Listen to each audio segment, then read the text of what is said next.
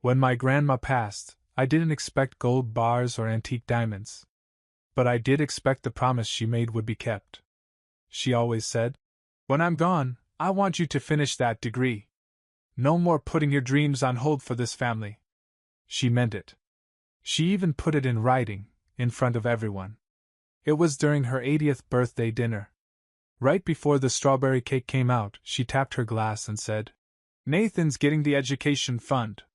He's earned it." No debate. Nobody clapped. Just tight smiles from my mom and silence from my brother, Lucas. That was 2 years ago. Now she was gone. And so was the money.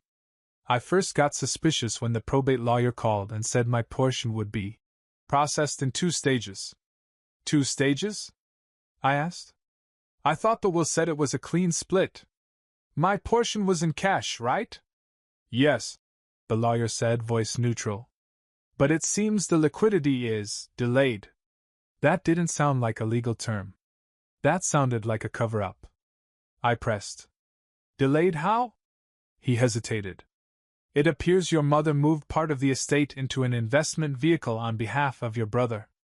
I froze. What kind of vehicle? Something called EtherNetX. A startup, involving blockchain? A crypto project. I swear the room went silent for a second. Even my fridge hum felt like it paused. That night I called my mom. She answered cheerfully, like nothing had happened. "Hey, sweetie! I was just thinking about you. You should come over Sunday. I'm making lasagna." I cut right to it. "What's EtherNetX?" The pause was instant. Then, "Oh, you talked to Dennis, the lawyer?" "Yeah, he told me you moved my inheritance into Lucas's crypto project." She sighed. "It's not what you think. So explain it." "Well, first of all," she said, her voice slipping into that defensive mother who did nothing wrong tone, "it's not your inheritance. It's the family's. And I only temporarily reallocated some of it." "How much?" "Sweetheart." "How much, Mom?" Another sigh. "All of it." I didn't even know what to say. $38,000. That's what Grandma left me, to finish my master's degree in data science. It was in the will. Allocated, notarized, named specifically for me. Gone. All dumped into some crypto startup Lucas had dreamt up during his 3rd failed gap year. EtherNetX. I googled it. The website looked like it had been made in Wix by a freshman on Red Bull. 1 page. A stock photo of a guy wearing VR goggles. A quote that said, "Decentralizing the future." No white paper. No founder bios. It screamed scam. Or worse, family favor project. I called Lucas. He didn't answer. But he did text. "Don't panic. This is going to be huge." That's all. No apology. No explanation. Just, "Don't panic." Like he was some Bond villain launching a satellite. I went over to my parents' house the next day. The moment I walked in, my mom was already setting a plate for me. "I figured you'd be upset," she said. "But you're not seeing the big picture." "The big picture?" I repeated. "Lucas is building something important. You always had school. He never had your drive. He just needed a little boost." "A boost?" "You gave him my entire inheritance." "It's a loan," she insisted. "We'll pay you back once the company takes off. Crypto startups fail 90% of the time." She frowned. "You're being negative." "I'm being realistic. And legally you had no right." "I'm your mother," she snapped. "I don't need permission to help my child." I stared at her. "I'm your child too." Silence. And that's when I knew, in her mind, Lucas had potential. I was already supposed to be fine. No matter how much I sacrificed. How many bills I paid on my own. How many holidays I skipped to work overtime. I was the stable one. Which, in this family, meant the one we can afford to disappoint. I didn't sleep that night. Not from rage, from disbelief. Every time I thought about it, I came back to the same sentence. I don't need permission to help my child. Like I was some bonus feature she unlocked, and Lucas was the main campaign. The next morning, I drove straight to his apartment. It was 11:30 a.m., and the blinds were still drawn. I knocked. Silence. Then shuffling, followed by the unmistakable sound of someone unlocking 5 deadbolts with theatrical delay. Lucas cracked the door open. Shirtless. Sunglasses on indoors. Hair like he just wrestled a raccoon. Bro, he grinned. What's up? I didn't answer. He opened the door wider, motioned for me to come in like he wasn't the guy who had just vaporized $38,000 that wasn't his. The apartment was exactly what you'd expect from a crypto bro. Gaming chair in the kitchen. Ring light on the floor. Empty Celsius cans stacked like a modern art piece. One of those cheap neon signs that said Biddle Laptop Computer, in blue cursive. I didn't sit. You took my inheritance. He blinked. Wow. Jumping right in, huh? You don't see a problem with that? I mean, technically. He scratched his jaw. Mom did. I just pitched the opportunity. I stared at him. I needed seed funding. He continued, as if I were some angel investor he'd been nurturing. It's not like I spend it. It's being deployed. We're tokenizing a smart contract protocol for asset-free wallet access. Totally automated. No middleman. What does that mean? I snapped. He looked confused. It's the future, bro. No. It's buzzwords you heard on YouTube. He sighed like I was the problem. It's not personal. You've got a job, savings. You're doing fine. This was just sitting there. It wasn't just sitting there. It was mine. It was for my degree. Grandma left it to me specifically. He held up his hands. Dude. Relax. When the coin drops, you'll be fine. I'll cut you in. I don't want a cut. I said. I want what's mine.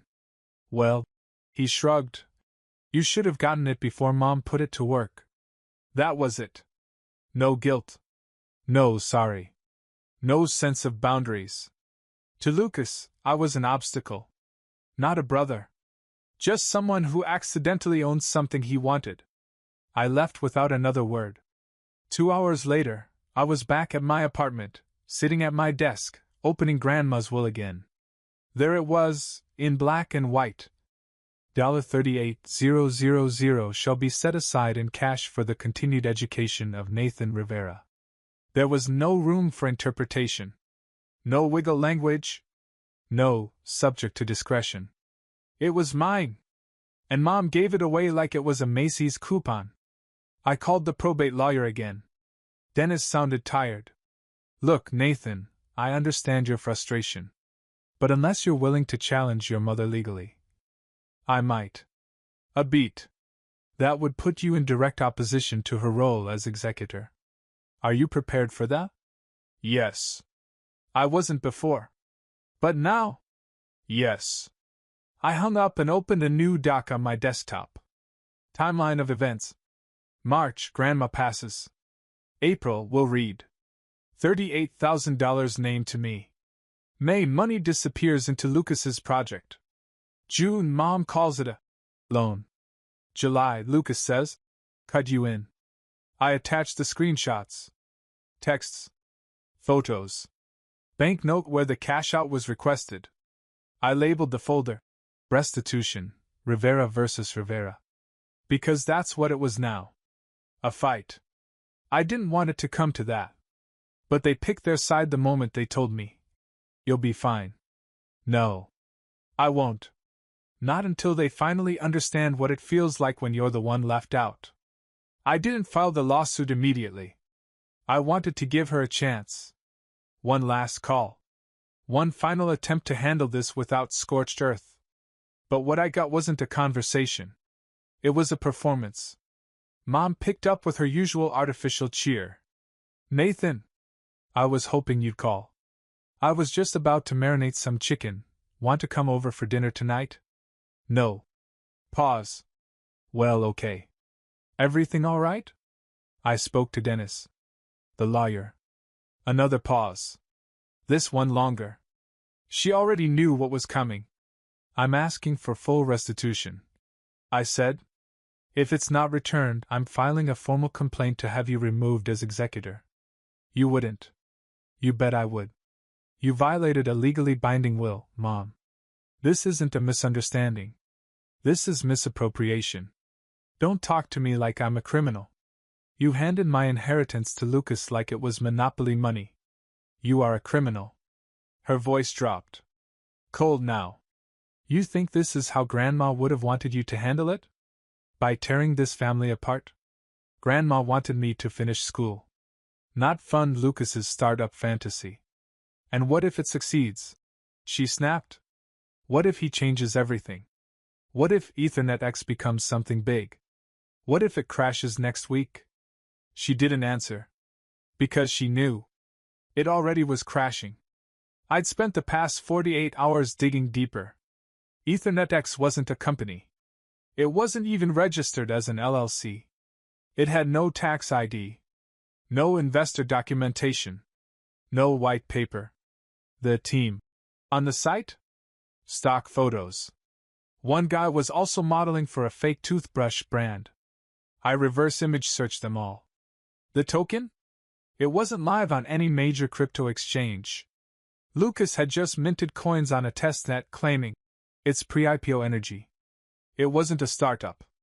It was a PowerPoint with a domain name, and $38,000 of my future propping it up. The next day, I served the papers. Quietly. No social media. No warning. I dropped them off with Dennis, who sent them through the official channel. The motion: remove Sarah Rivera as executor of the estate due to breach of fiduciary duty. A week later, the backlash arrived. It started with a family group chat message from Aunt Linda. Nathan, what are you doing? Suing your own mother? Have you lost your mind? Then my uncle chimed in. I always knew you were a little uptight, but this is beyond selfish. Even my cousin Jessica jumped in. You're traumatizing your mother. Over what? Money? It's not like you're poor. That one made me laugh. I'd been eating freezer pasta for 2 months. But sure. Let's talk about who's poor. My dad, who had been quiet through all of it, finally called me late one night. He didn't sound angry. Just tired. I don't know what to say, he admitted. You don't have to pick sides, I said. But you need to understand this wasn't just a mistake. It was a choice. She looked at what Grandma gave me and handed it to the one who never earned a thing. She thought she was helping. She didn't ask if I needed help. She just assumed I didn't. He let out a breath. She's not the only one who assumed that, he said quietly. That hit harder than I expected. The hearing date was set. A probate judge would decide if my mom's actions were a violation of her duty. Lucas posted a story on Instagram that day with the caption, "Some people can't stand watching you rise. It's always the closest ones. Victory hand #build in silence." I almost messaged him back. But I realized he was right. I was watching him rise on my foundation. But not for long. The probate courtroom was smaller than I imagined. Not some grand stage. Just a rectangular room with bad lighting, a sleepy clerk, and that distinct, "We don't care about your family drama" energy.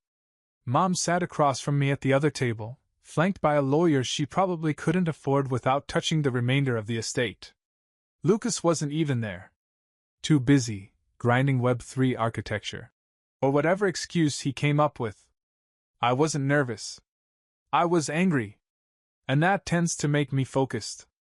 Judge Harris was a middle-aged woman with half glasses and no tolerance for nonsense. She read over the initial complaint, clicked her pen once, and asked Mom's lawyer the simplest possible question. Why was the cash bequeathed to the plaintiff diverted to another individual? Her lawyer gave the usual. Mrs. Rivera acted in good faith and believed the funds would serve the family's best interests as a whole. Harris raised an eyebrow. That's not what the will says. He nodded, deflecting like a seasoned pro. The will provides for Nathan's education, yes, but Mrs. Rivera interpreted that to include long-term financial opportunities that would ultimately support his future. I almost laughed. Then it was my turn. I passed up the documentation, the will, the original fund statement, and the account transfer dated just 2 weeks after Grandma's funeral. Judge Harris took her time reading it. Then she looked up. Mr. Rivera, why do you believe your mother chose your brother over you? The courtroom went still. I looked right at her, then over at Mom. Because she always does. Silence. My lawyer shifted in his chair, probably wishing I'd said something more tactical.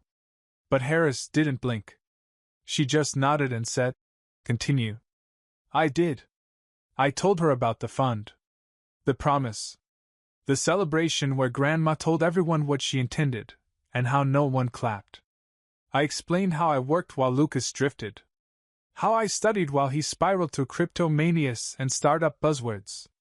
How I never asked for more than what was promised, and how even that was taken. I didn't cry. But Mom did. Or pretended to. She dabbed at her eyes with a tissue. Her lawyer put a hand on her arm. She never looked at me once. When it was over, the judge didn't even take a recess. She ruled on the spot. Executor duties include loyalty to the wishes of the deceased. That duty was violated. I'm removing Mrs. Rivera as executor and ordering an audit of the remaining estate. The $38,000 in question is to be restored or accounted for. Mom gasped. I didn't smile. Not yet. Because I knew the money wasn't coming back. Not from her. Not from Lucas. But at least now? I could go after it legally. As we left the courtroom, Mom brushed past me. She didn't say a word. But a few hours later, I got a text. Are you happy now? You broke this family. I stared at it. Didn't reply. Then, 20 minutes later, another message came in. This one from my aunt. I was going through some of your grandma's things and found this. Thought you should have it. Attached was a photo of a sealed envelope. The handwriting was unmistakable. Grandma's. The label said. For Nathan. Only after I'm gone. 2 days later, it arrived at my apartment. Delivered by hand. I opened it with shaking fingers. Inside was a single sheet of paper. Handwritten. Folded twice. It said, If you're reading this, I guess your mom tried to redistribute the funds like she always threatened. Don't let her guilt you. You earned that money 10 times over. I only wish I could have done more. Check the back of the green photo album. It's not much. But it's yours. Love you always. Grandma. I ran to my bookshelf. Pulled out the photo album she'd given me at 25. Flipped to the back panel. There, taped inside? A check. $7,500. Dated 6 months before she passed. Memo. Plan B, just in case. That was her. Always prepared. Always one step ahead of the nonsense. And for the first time in weeks, I let myself cry. Not from sadness. But from finally being seen. The $7,500 check was a miracle, not because of the money, but the message behind it. Grandma knew. She knew they'd try something. That the redistribution wouldn't stop once she was gone.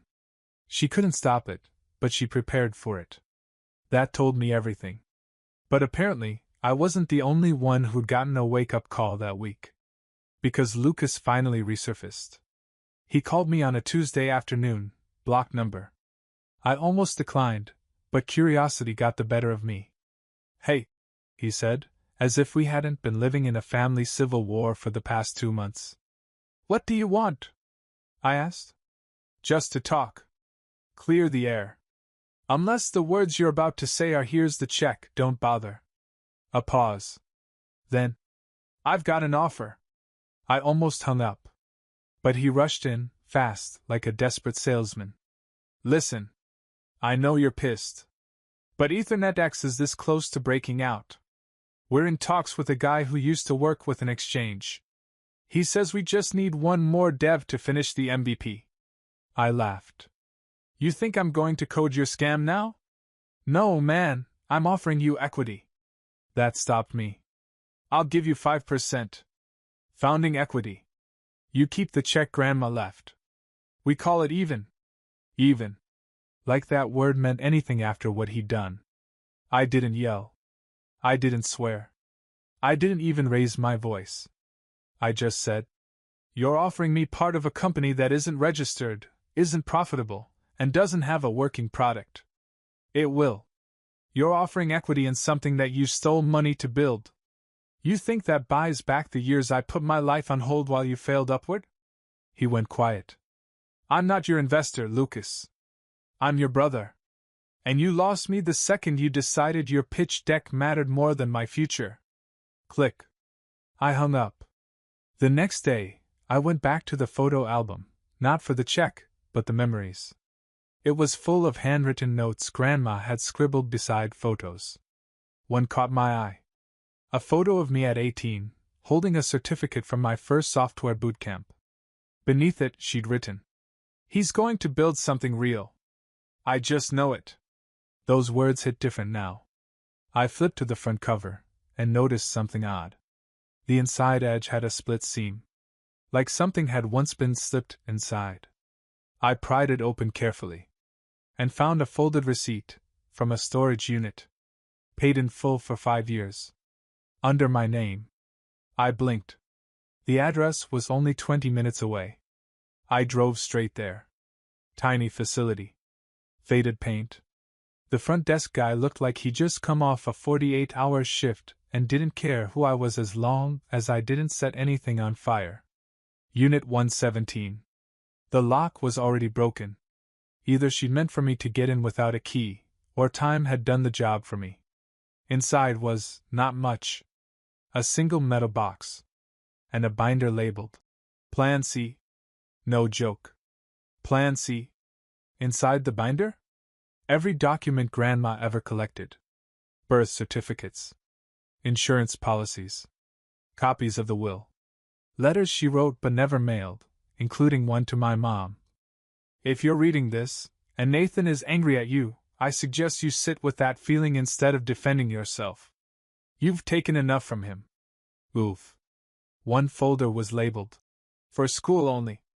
It held a prepaid tuition certificate, partially filled out, for a continuing education fund at a local university. It had $9,000 remaining in it. She'd been stacking backups behind backups. Not just because she didn't trust Mom, but because she knew who I was up against. And she wanted me to win.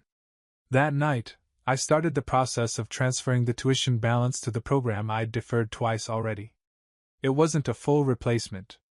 But between the check and the fund, I could cover the next year. Which meant I didn't have to wait on lawyers. Didn't have to wait for Lucas to fail or Mom to apologize. I could move forward. Without them. I didn't tell anyone I re-enrolled. Not my mom. Not Lucas. Not the family group chat that still occasionally pinged with recipe links and "Happy birthday, cousin" posts I hadn't responded to in months. I just started. Quietly. My first day back in class felt like walking into an old dream I thought I'd outgrown, familiar and foreign at the same time. The login to the university portal still worked. My student ID was still active. My professor even remembered me. "You finally made it back," she said. "Yeah," I said. "Took a detour." She smiled. Sometimes the detours are the best part. I didn't have the heart to tell her mine involved lawsuits and crypto Ponzi schemes. Word eventually got out, not from me, but from a LinkedIn update. I forgot it auto-posted my new enrollment status. 2 days later, my phone lit up with a message from my mom.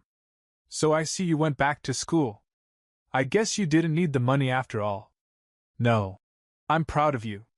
"No. Congratulations." Just that classic Rivera family brand of guilt. I ignored it. Then came Lucas. "Hope the tuition fund works out. Would have been cool if we could have built something together, though." Right. Because stealing my money was his version of teamwork. But karma has a weird sense of humor. Just as I was settling into classes, Lucas's big launch happened. EthernetX went live. Sort of. The site updated with a new front page. Token sale now open, 3 cents per ENTX. The launch was hyped across his socials. Twitter threads. Instagram reels. A YouTube video with him pacing in front of a whiteboard like he was Steve Jobs doing ayahuasca. I almost felt second-hand embarrassment. But then something happened I didn't expect. The comment section turned on him. It started small. Isn't this just a copy of another protocol? Wait, why is this not on Etherscan? Bro, this isn't even ERC compliant. Then someone found his code on GitHub and ripped it apart. A developer with 100K followers on Twitter did a full breakdown of EthernetX. Called it the most generic white label clone I've seen in years. Claimed Lucas had basically copied an open source token script and changed a few names. The tweet got traction. And within 48 hours, Lucas's coin was being roasted across crypto subreddits.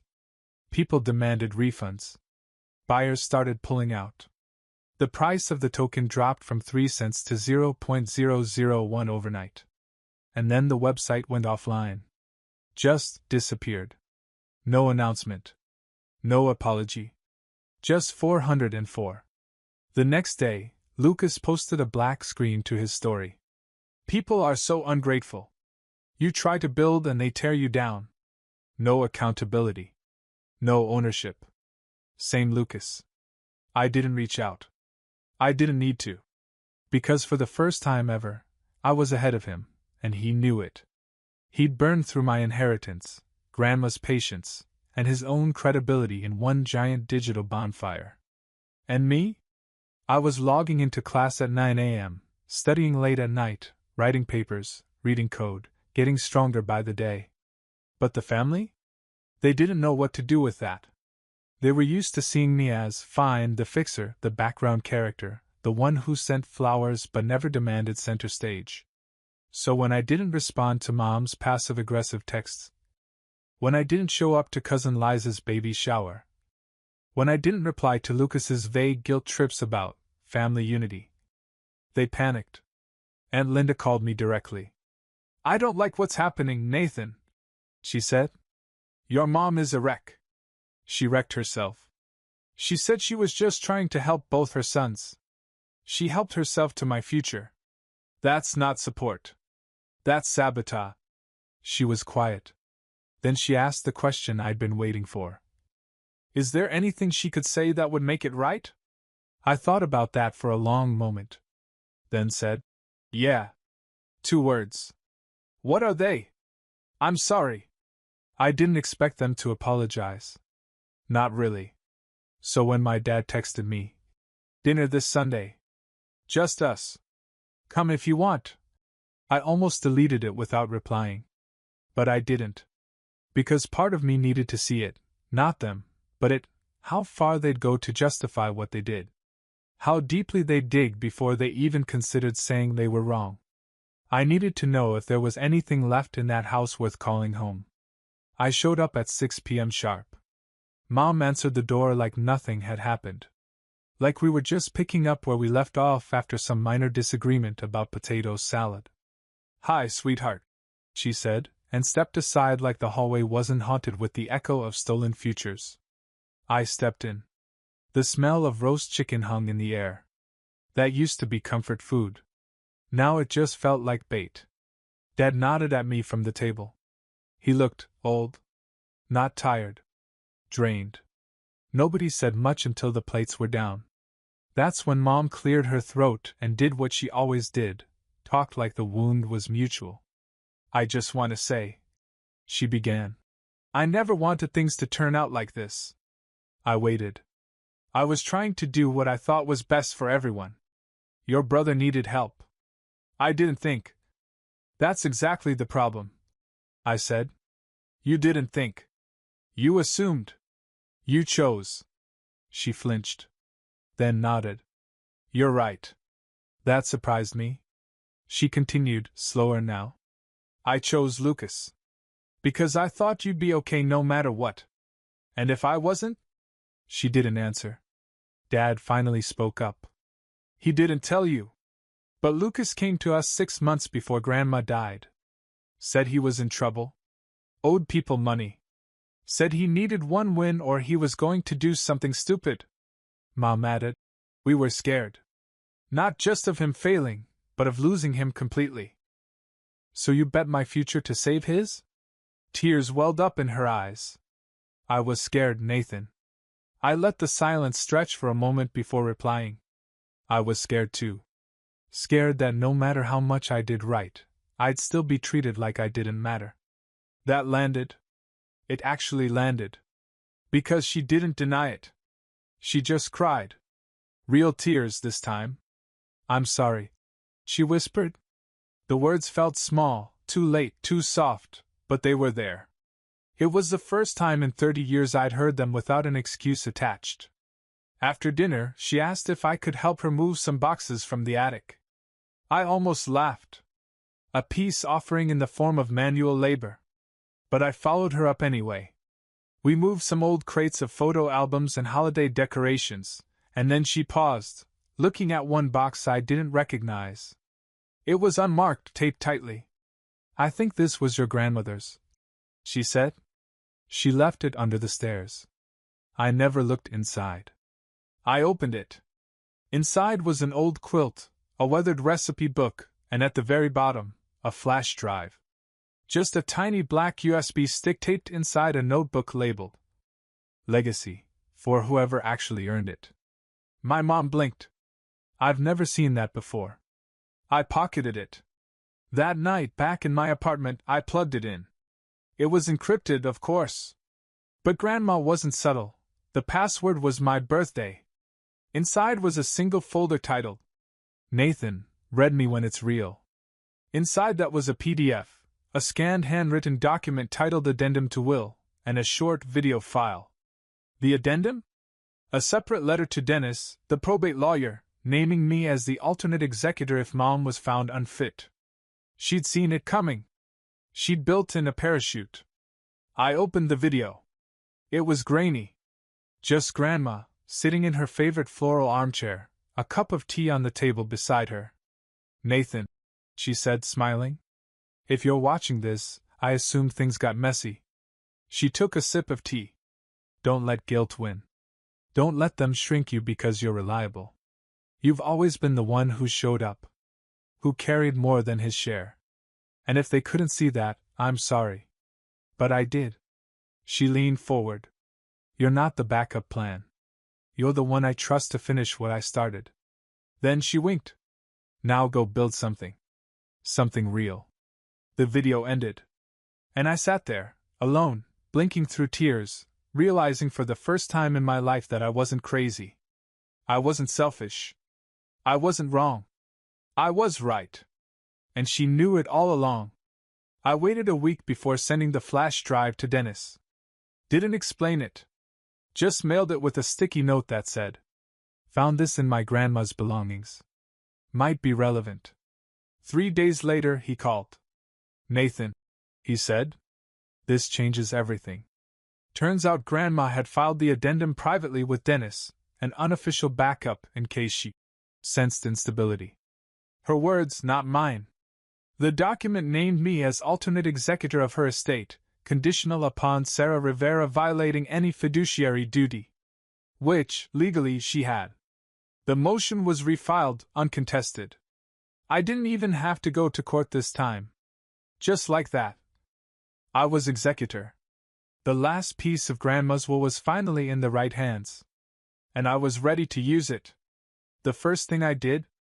Cut off any remaining access Lucas had to the estate's assets. He'd burned through most of it already, a fact I learned going through bank records, but there were still a few thousand left in miscellaneous reimbursements he hadn't gotten to yet. I froze the account. The second thing? I sent him a letter. No threats. No anger. Just a printed screenshot of his old message. Don't panic. This is going to be huge. I'd highlighted panic and wrote underneath it. Still relevant. Then I donated the remaining funds to the school's scholarship fund, in Grandma's name. The family went quiet after that. Like they were embarrassed, or exhausted, or finally understanding that I wasn't playing the background anymore. Mom tried texting a few times. Never about the money. Just vague updates about the weather or, thought of you when I saw this soup recipe. I didn't reply. She'd made her apology. That was all she owed. Anything after that was her responsibility, not mine to fix, not mine to chase. As for Lucas? Last I checked, his Instagram was wiped clean. EthernetX is gone. The site shut down. His founding team disappeared like smoke in a wind tunnel. Word around town is he's working part-time at a tech repair kiosk in the mall. Every once in a while, he tries to message me. Always the same tone, casual, slippery, pretending like we were just two guys caught in a misunderstanding. I don't respond. Because I'm not angry anymore. I'm done. I graduated last month. Top of my class. I walked across that stage wearing a suit that Grandma bought me 4 years ago. The flash drive she left me? It's on my keychain now. A reminder that even when the people around you try to write you out of the story, you can still flip the script. They told me I'd be fine. That I didn't need help. That I already had everything together. But what I really had was restraint. And when I finally stopped holding back, I didn't just get my future back. I built a better one than they ever imagined. For myself. And no one else.